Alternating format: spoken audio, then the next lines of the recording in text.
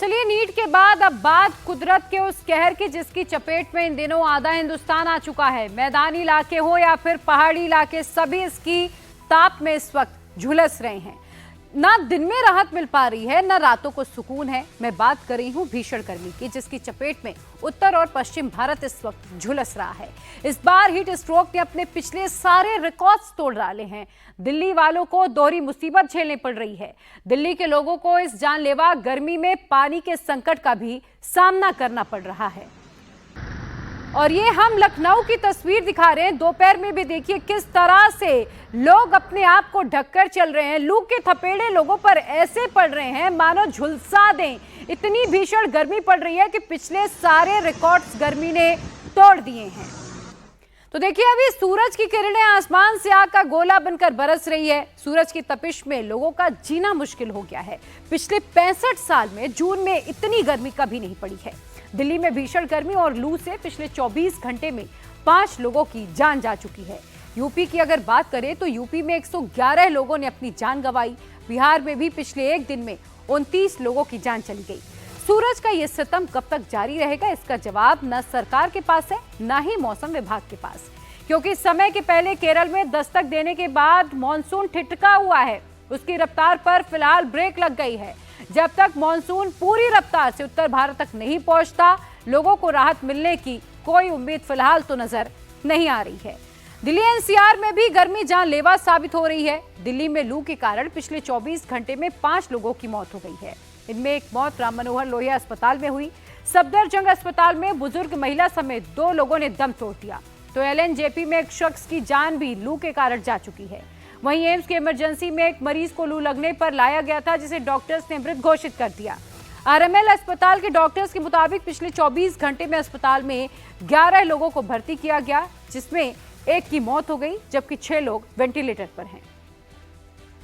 कल हमारे पास 11 मरीज आए थे। कल मतलब सुबह 9 बजे से आज सुबह 9 बजे तक, और उसमें से 6 पेशेंट्स वेंटिलेटर पे हैं। एक पेशेंट की डेथ भी हुई थी कल।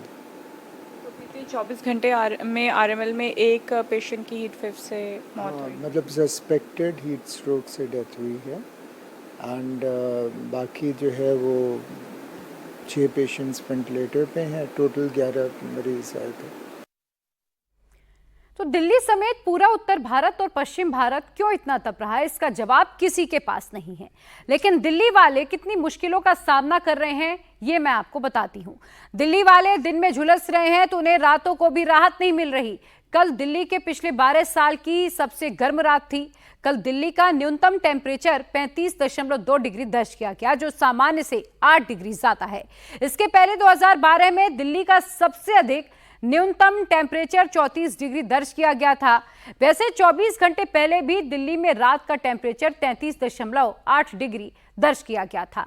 दिल्ली में आज हल्की बारिश का अलर्ट है। मौसम विभाग के मुताबिक राजधानी में अगले 2 दिन तक रेड अलर्ट नहीं जारी होगा, लेकिन दिल्ली वालों को मानसून के लिए 27-28 जून तक अभी इंतजार करना पड़ सकता है। इस जून में शायद ही कोई ऐसा दिन रहा होगा जब टेम्परेचर 40 के नीचे गया हो। मैं आपको दिल्ली में पिछले 5 दिन का टेम्परेचर दिखा रही हूं। रोज दिल्ली में पारा ऊपर जा रहा है। 14 जून को दिल्ली का टेम्परेचर 44 डिग्री था। 15 जून को यह 44.6 डिग्री पर पहुंच गया। 16 जून को पारा 44.9 डिग्री तक पहुंच गया। 17 जून को दिल्ली का टेम्परेचर 45 पार कर गया। और कल दिल्ली में एक जगह तापमान जो है वो 46.1 डिग्री सेल्सियस दर्ज किया गया है। अगर यूपी की बात करें तो यहां भी गर्मी के कारण दिन और रात का फर्क लगभग मिट गया है। सुबह होते ही सूरज की किरणें सीधे शरीर को जलाने पर आमादा नजर आ रही हैं। पिछले 24 घंटे में यूपी में सबसे गर्म शहर कानपुर रहा, जहां टेम्परेचर 46.3 डिग्री दर्ज किया गया। अलीगढ़ में भी पारा 45 के पार पहुंच गया, तो लखनऊ में टेम्परेचर 45.3 डिग्री तक पहुंच गया है। यूपी के बाकी शहरों का भी लगभग ऐसा ही हाल है। झांसी का टेम्परेचर 45.3 डिग्री, अयोध्या का 45 डिग्री और आगरा का टेम्परेचर 45.2 डिग्री तक पहुंच चुका है। लखनऊ के अस्पतालों में लू के मरीजों के लिए बेड तक रिजर्व कर दिए गए हैं। हीट वेव को देखते हुए यूपी सरकार ने व्यापक इंतजाम किए हैं कि अगर लोगों को गर्मी लगे, हीट वेव से हीट स्ट्रोक आए तो उनका प्रॉपर इलाज किया जा सके। लखनऊ के सिविल अस्पताल में हम मौजूद हैं और सिविल अस्पताल में आप देखिए कि डेडिकेटेड बेड्स हैं उनको यहाँ पर बनाया गया है, एसी यहाँ लगाया गया है, बेहतर पंखे लगाए गए हैं और जितनी भी सुविधाएं होती हैं किसी मरीज को गर्मी से परेशानी से बचने के लिए वो सारे इंतजाम यहाँ पे किए गए हैं। एग्जॉस्ट फैन भी यहाँ पे लगाया गया है ताकि अगर मरीज को अंदर किसी भी तरीके का सफोकेशन होता है तो उसको यहाँ पे निजात दिलाई जा सके। फिलहाल सिविल अस्पताल में लोग पहुंच रहे हैं, अगर उनको दिक्कत हो रही है, परेशानी हो रही है, इमरजेंसी में अपनी दवाएं ले रहे हैं, लेकिन फिलहाल अभी लोग यहाँ पर एडमिट नहीं हैं। लेकिन जिस तरीके से गर्मी का सितम है, जिस तरीके से हीट वेव है, जिस तरीके से लोगों के ऊपर हीट स्ट्रोक का खतरा मंडरा रहा है, उसको देखते हुए प्रशासन पूरी तरीके से अलर्ट है। तो इस साल की गर्मी सारे रिकॉर्ड्स तोड़ रही है। ये पिछले 65 साल का सबसे गर्म जून है। देश में 1951 के बाद भीषण गर्मी पड़ रही है। रात को भी गर्मी से राहत नहीं मिल रही और पश्चिम भारत में पिछले 30 दिन में 40 डिग्री से ज्यादा टेम्परेचर दर्ज किया गया। अब सवाल यह है कि आखिर देश में इस बार इतनी गर्मी पड़ क्यों रही है? इसकी बड़ी वजह मैं आपको बता रही हूँ। इस साल रिकॉर्ड तोड़ गर्मी का कारण मौसम का बदलता पैटर्न। मई जून में केवल मैदानी इलाकों में ही नहीं, पहाड़ों पर भी बहुत कम बारिश हुई है, जिससे कि वातावरण में नमी कम है। वाहनों के कारण बढ़ता प्रदूषण भी गर्मी का एक बड़ा कारण है।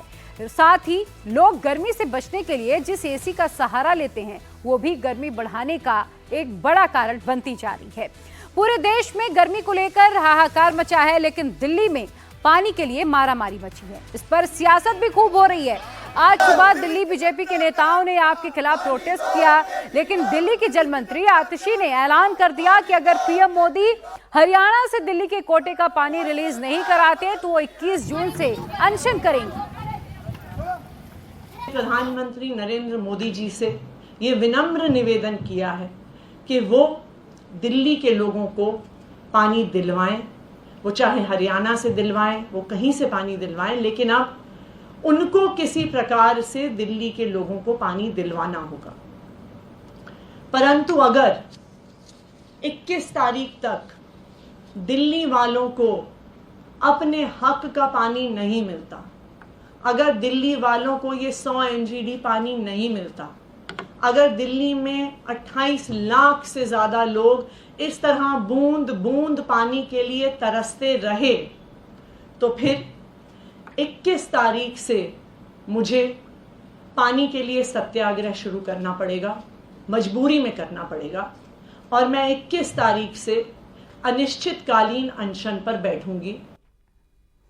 तो आतिशी का ये आरोप है कि हरियाणा ने दिल्ली के लिए 100 MGD कम पानी छोड़ा है। इससे दिल्ली के 28 लाख लोगों को कम पानी मिल रहा है। लेकिन दिल्ली बीजेपी अध्यक्ष वीरेंद्र सचदेवा ने आतिशी के आरोप को सिरे से खारिज कर दिया। वीरेंद्र सचदेवा ने कहा कि हरियाणा अपने कोटे से 17% ज्यादा पानी अब तक दिल्ली के लिए रिलीज कर चुका है।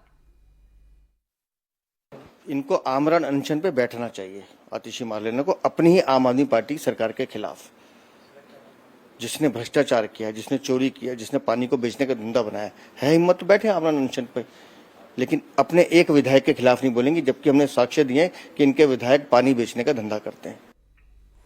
तो देखिए, सियासत अपने चरम पर है। राजधानी में पानी का संकट वीवीआईपी इलाकों के बाद अस्पतालों पर पहुंच गया है।